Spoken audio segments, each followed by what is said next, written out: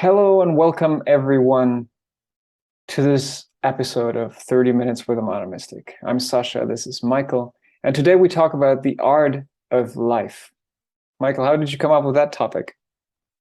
Well, you just showed me some art that there. you had bought in Germany, and it made me feel that is, people do artwork very well, but the art of living and of life, people mostly do appallingly badly.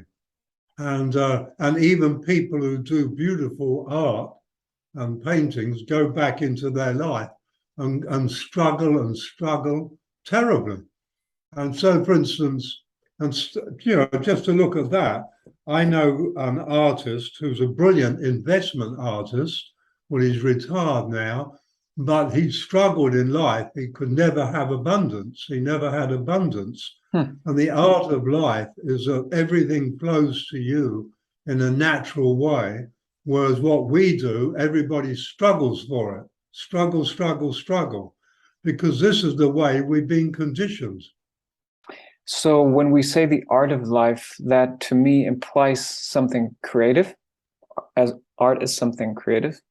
And then also it applies something beyond the control of our intellect and will, and something that is magical in the moment, right? Does that word art therefore give it all the meaning it needs to?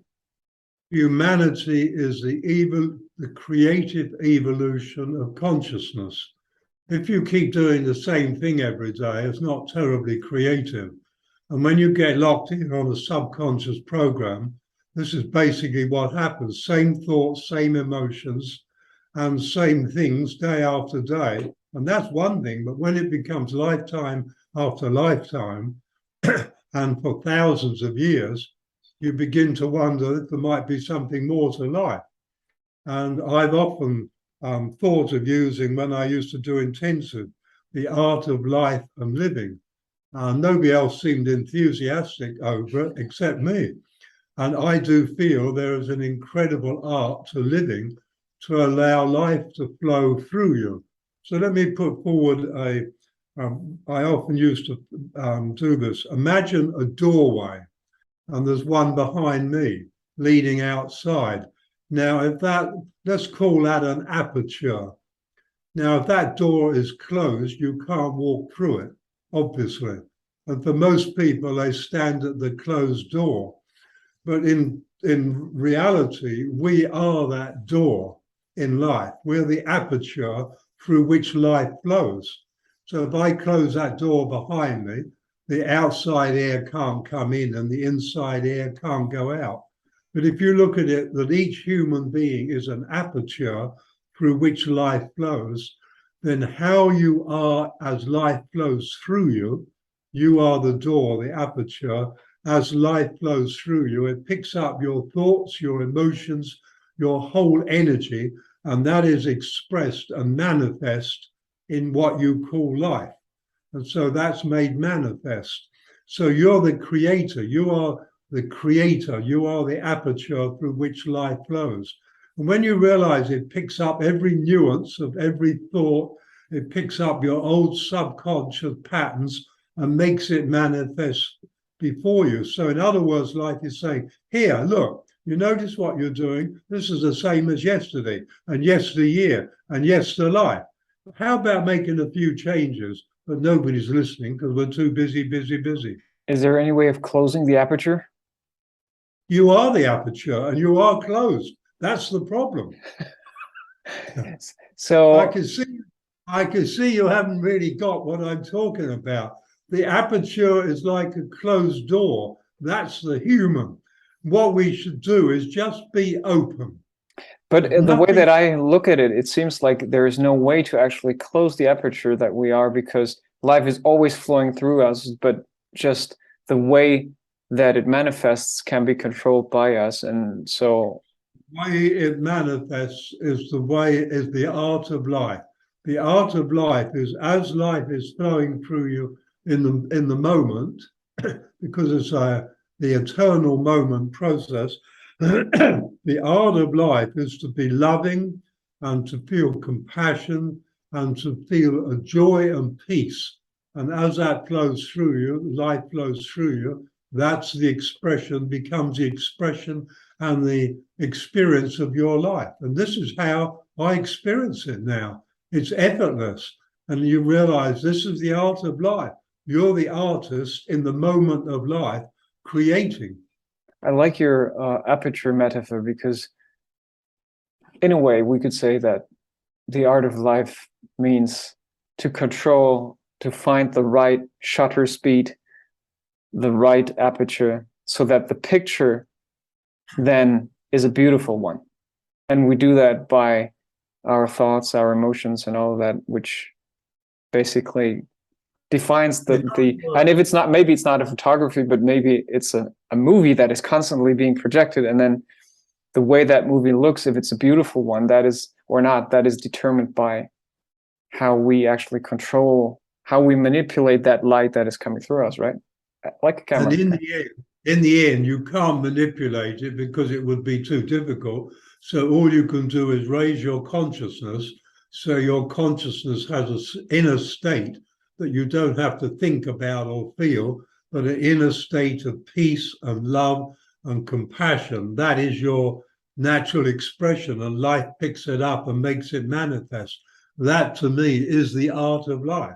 To reach that, and that is not control. That is letting go of control. It's interesting. I get what you're saying. I probably a way that I would look at it also is that there's no way that you cannot be an artist of life. There's no way. We're all artists of life, and it's just a matter for most people. The artwork that they produce is pretty grim, sad, frustrating, full of suffering, and the real art of life is when you actually begin creating beautiful artwork, right? Could that be? Is that the way it could be phrased? I think it has been. I have been known to say, in every moment of your life, you are creating. I never heard that. You are creating the direction and content of every moment of your life. And if people will sort of pick up on that and they realize, oh my God, he means every moment, then you can't control that. It's completely impossible. Nobody could control that. And in fact, the only thing that seeks to control is fear. Fear seeks to control. Love is a freedom song. And so love, when you're loving, in other words, as I'm also saying continually over and over, your relationship with yourself is your relationship with life. So when you're loving yourself, not saying, oh, I love me, I love me, I love me. Oh, I'm so sweet, I love me. But simply just having an energy of self-love that is constantly flowing and moving gently, that is, life picks that up and flows it through you. And life says, hi, I love you too. And life becomes beautiful. And in a funny way, that sentence that you just mentioned and that you're known for, also could be applied to a camera too, right? Because the content, in a way, let's say what is in the picture, that what we see in the end is the content that we give life, and then the direction is like, where we're actually pointing at. So the direction is where that light then flows. The life flows through us, manifests in that place where we actually put the content through our focus. So sticking with that metaphor, I think it's very complete. It's a complete picture. I think also, if you imagine you're in a huge room and you're surrounded by artists, and standing up the front is the subject, we'll say a naked man or woman, and everybody's doing their art, and these are all complete amateurs, and there's about 1,000 in this room. It doesn't matter if the 999 do a dreadful portrait of that woman, and you are able to do it perfectly. And so your picture is not affected by any others. Equally, if you live in a city and there are millions of people around you, and you have this beautiful relationship with yourself, inner peace, inner joy, inner love, inner balance, your art becomes your life. And it doesn't matter if you're surrounded by 10 or 20 million people who are doing it wrong. Your life becomes the perfect life, the perfect reflection of your own art of life. And that's a beautiful thing, that mass consciousness can't overwhelm you. Because for most people, that mass consciousness does overwhelm them. But if you put the antenna of self above mainstream consciousness and you put it up above, then you tune into the beauty and the joy and all the human love that there is. And it's a million times more powerful than the low energy. It's far, far more powerful. And so you are able to produce the perfect art of life in the middle of a city, surrounded by everybody else who gets it wrong. Not bad, but they are not doing it as perfectly as they could. And that's an enormous freedom to know that you're not, in fact, overwhelmed by the mass. Could you be overwhelmed by the mass? Only if you abdicate from the throne of your own responsibility. How did you do that? In other words, to abdicate, well, you abdicate by just saying, no, I don't think I can do this. What difference do I make? No, I'm not clever enough. In other words, that's how I grew up. It's the thought patterns that we nurture that keep us in that. When you're bottom of the class every year and your parents tell you what an idiot you are, well, probably not quite in those words, but why don't you do better? Why aren't you as smart as your brother? You tend to grow up with a pattern. However, because you're down in that low position, the teachers and the system is unable to get many bricks in the wall. And so when you leave school, you just step over the little bit of wall that they did manage, and you're free to create your own life. Of course, you don't know you're free to create your own life. Some people are living in a bunker, according to that. That says it well. That says it very well. Most people are still living in bunkers instead of coming out and walking around on the surface. And isn't that bunkers? Oh my God, the war has ended. Yeah. And the war is often our youth. No, to take that seriously as a metaphor, the war is often the battle of youth and growing up and getting through school and parents and all that to finally one day realize, hey, I don't have to bunker down. I can walk on the surface and the sun is shining. It's beautiful up there. And but that does take a few years to do it. This is why I think one of the eternal errors is to start dying in our 70s and 80s and even younger. If we were to live to be 140, which is our true lifespan, there'd be a lot more enlightened people around, or the world would have gone completely insane, one or the other. Which is what we have anyhow, so. That's right, we have that anyway. Have you ever painted or drawn or engaged any artistic activity? When I was a number of years ago, I don't know whether you remember this, of course you're just a youngster and you might not remember this, but a book was published, Drawing with the Right Side of the Brain. I don't remember that. You don't remember it. It did well. The book, it was a whole new thing, Drawing with the Right Side of the Brain. And basically you did it. How does that work like that? No, you drew upside down and that forced you out of the left brain. Okay. Completely, you couldn't do it with the left brain because left brain is logical. And so it immediately say, turn it round. And so you didn't turn it round and it forced you to draw on the right side of the brain. Nice. And I found I was pretty good at that, but I didn't stick with it. But I did some amazing drawings. I mean, we're not talking art. And I thought to myself, my God, if I stayed with this, I could develop some good stuff. The reason I'm asking is because I feel that there's an interesting parallel between the sensation, the feeling you get when you begin expressing yourself creatively on a canvas, on a piece of paper, or through a camera, whatever way you choose, and actually that very moment when you realize that your life is your artwork. I think Yeah. there's a parallel, because it's very empowering. So when you just take a piece of paper and you take a pen, whatever, and you just begin drawing, and suddenly you're like, wow, this is nice. Or you're just feeling like, nice flow, just drawing whatever, putting some colors on paper, and you're beginning to like it, and you realize, wow, it's me doing this. And then there's a certain kind of self-empowerment that comes through this. And I think there's a parallel, like that moment when you actually realize, I can create, I'm creating my life constantly as I'm an artist. I agree. I think there is a parallel. My art form is in the garden. And in your words.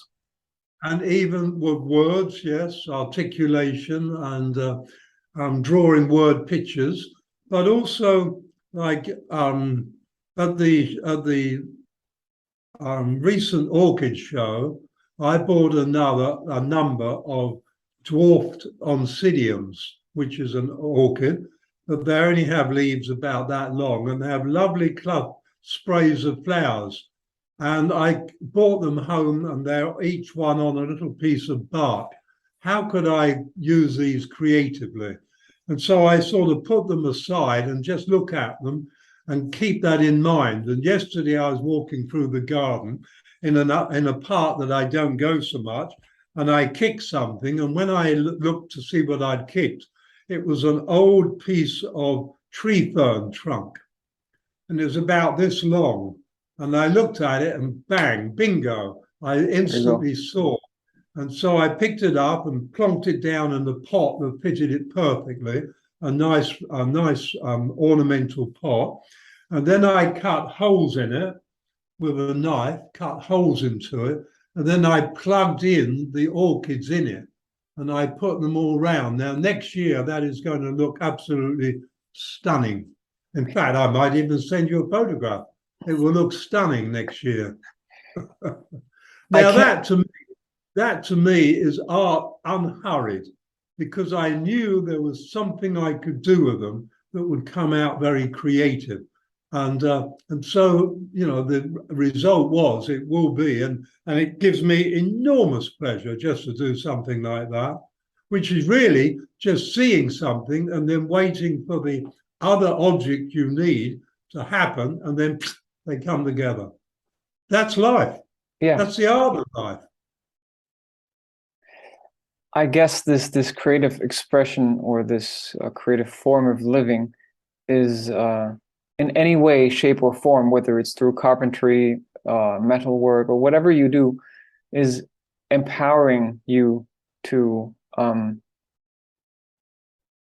step up to the throne of your responsibility, right? And I think it's kind of interesting that so many people, if you ask them, say, "Are you an artist?" or they would say no, and they would say, artists are a small group of people who dedicate themselves to creating art, right? That's what most people would give as a definition. But then, if you give them something to create, whatever material, whatever it's a camera, whatever it is, they get into the space of being a creator, being more of an artist, and there's this strong parallel. I'm seeing this right now between accepting yourself as a creative being or a so-called artist in some way, and then also managing the art of life, right?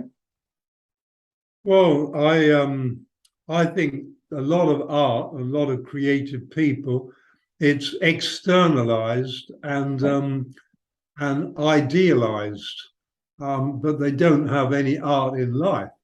They can express art through them. Whereas I think the art of life is internalized and becomes the constant flowing expression of your being. And that would have to be the ultimate life form. In other words, the ultimate art form is you, not what you put on paper or in a garden or anywhere else, but when you become the ultimate life form, so that if you were put in any situation, your consciousness is such that it would find the most creative way to live in there, where you are still maintaining that peace and joy an inner harmony, an inner balance. No matter what the outside situation, you could still internalize the art of life. That's what I mean. I also love the insights. To me, insights are an expression of the art of life. Now, the other day I was writing a Facebook, and as I wrote it, I suddenly had this insight. You might have read the Facebook, but I was writing about, actually, I can't remember what I was writing about, but what I realized was that war, which we've had all through the ages, all wars, I've often wondered, why do we go to war? I mean, why are people led to go and fight other people they don't meet, they don't know? What is in us that allows us to be led? And then I realized that this has been a progression throughout our civilization to fight. There has always been those who have manipulated others to fight. And gradually I saw that while there is a war on the go, while there is fighting happening, then you are increasing fear and blame and anger and reaction. That's the sequence. Fear, I blame you, I am angry at you, I fight you. That's the retaliation or the reaction. And all that is a denial of love. It makes it more difficult for love to become the dominant expression, which changes everything. There's a song, love changes everything. And that is so true. And so it's like all through the ages, there have been those who have done everything they can to create wars, and the rest of us are manipulated that easily into going to war. But why do people go to war is simply because the people are angry and fighting themselves. And so therefore, they don't have the art of life in them. And so therefore, they go out and kill, because that's like an externalization of them killing themselves. So I think we're touching on a very important point here that also is part of the art of life, which is that moment where you mentioned it before, that moment of self-responsibility, that moment of not putting the finger out anymore, blaming anyone, but just taking full responsibility. And that's probably that's the moment when the real art of life, the way we mean it, begins, right? The moment moment when you stop looking outwardly and begin looking inwardly.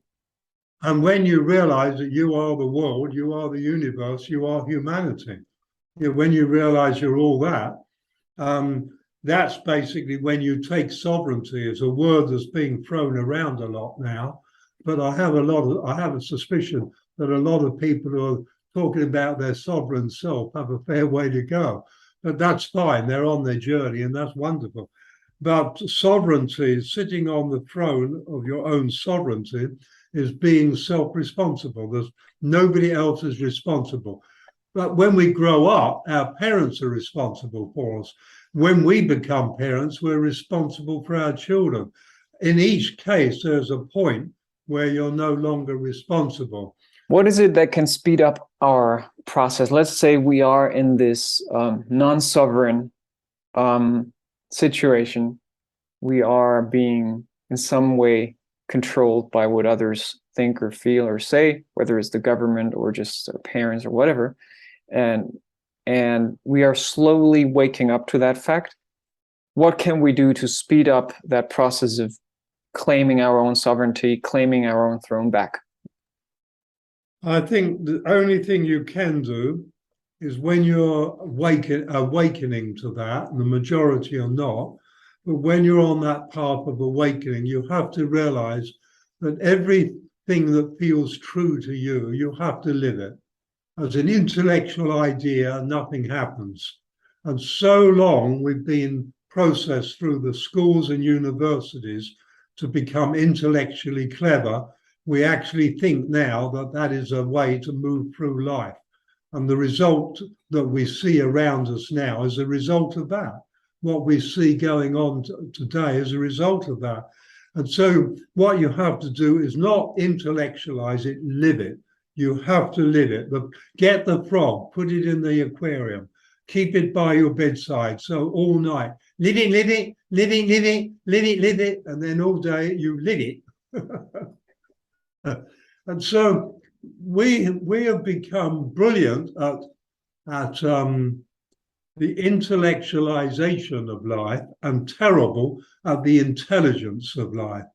The intelligence of life lives it. The intellectualization thinks about it. And therefore we are trapped in a place where we don't really have access to the art of living, right? Exactly right. And it's interesting to realize that love is a vast intelligence. You know, we have all these things that we think love is. Love is truth. Love is a vast intelligence. It's the expression of the universe. It's all expressed through this thing of love. And when you think about that and our little aspect, oh, I had a pie last night, an apple pie. I loved it. And and it's not bad or wrong, but that's how we trivialize love, down to our enjoyment. Just something we enjoy. That's how we trivialize love. And it's a shame in a way, because when you move into that consciousness, you begin to feel a sense of awe over what love is. And love would you to stick to I was going to say, sometime just find on Google, Love Changes Everything, sung by Michael Ball. Okay. B-A-L-L, Michael Ball. Just listen to it.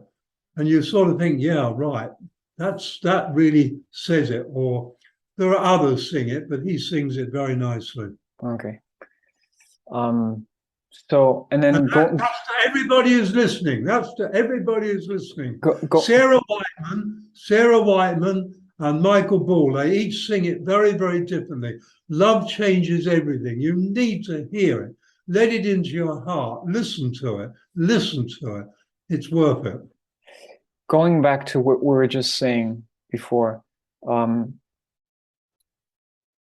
what keeps us trapped in that situation is that we're basically somehow addicted to fear, right? Or we're like, we just... I think more we've become a creation of fear, and fear doesn't exist. So we exist, we give it existence, so it justifies our living. And then over the ages, in everyday language, people are talking about my fear. Oh, how do I get rid of my fear? It's that, you know, if you want to get rid of it, you don't own it. And then through eons of experiences, our soul, like the glass of water that gradually fills up, and then some point it just flows over through all the experiences that we've been through, just reaches that point where it's like, stop, I need to look inwardly, right? My glass just keeps pouring out. It's just a continual flow of life. No glass anymore, just a waterfall. It's like, you know, you don't have to, I don't know, there is such a deep trust in life. And I am life. There is such a deep trust in self, in life, in love, in all, and the knowing of that you're forever, you're an eternal being. There's such a deep residual power in that. I didn't look at the time. I have no idea if I didn't put a timer on this time. So, but I feel like maybe we should come to a close slowly. Yeah, we're getting there. We're there. Okay. So how about a closing remark where you would kind of give people a helping hand in these very difficult times right now, how to embrace the art of life even stronger, in a deeper way, maybe, yeah. I would like to say, ask yourself, why do we have such adversity? I don't have any, but most people have tremendous adversity in their life. Why? It's because only when we're in enormous adversity, pressure going against us, that we begin to look for a better way. That's only then. When there are wars, we grow in consciousness. With no war, we just cruise along and get more and more discontented, which is an amazing thing. In the middle of a great war, we're contented, even if sweets are rationed. Oh my God, I got a bar of chocolate this week. Crazy, huh? It's only got to last me a month. Wow, you're so pleased with that, with so little. And Jonathan, Karen's son, when he went to Guyana, I think it was, and he saw poverty, and the kids were the happiest kids he's ever seen, and they had nothing, and they'd share it with him.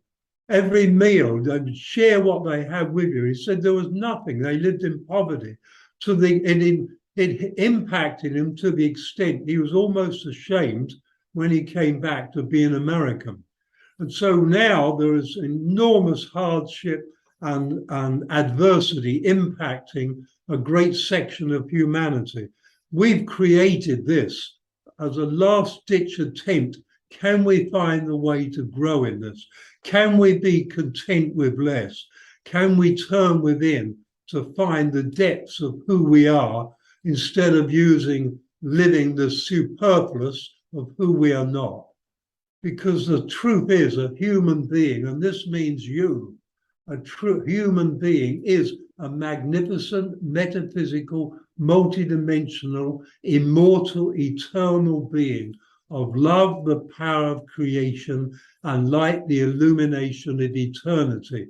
And all you have to do is seek that truth in you, because you are that truth.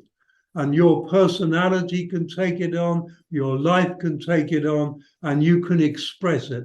Nobody cannot do this because they're too handicapped. It's there within us. And this is now a pressure to move that way, or to move into a new cycle of the more of the same. And honestly, you really don't want to do that.